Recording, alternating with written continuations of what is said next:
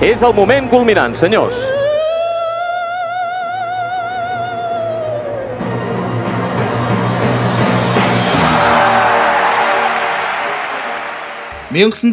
оны 7-р сарын 27-ны өдөр Монгол Улсын гавьяа тамирчин Дорж Сүрэнгийн мөнх үеэр 125-р Олимпийн наадмын буудлын спортын гар бууны дасгад хүрэлэн медаль хүртсэн байна. Тэрээр 1969 оны 7-р сарын 9-ний өдөр Сэлэнг амьдтурчээ. 1997 онд Испани улсын Барселона хотод зохиогдсон буудлын дэлхийн аварга чадварлалт тэмцээнд буян дүнгээр багаараа хүрэлэн медаль авсан. Тэрээр Аз ТV аварга болон дэлхийн цомын аварга юм а. Тэрээр мөн 2008 оны Бээжинг Олимпийн наадмаас хүрэлэн медаль хүртэж байлаа.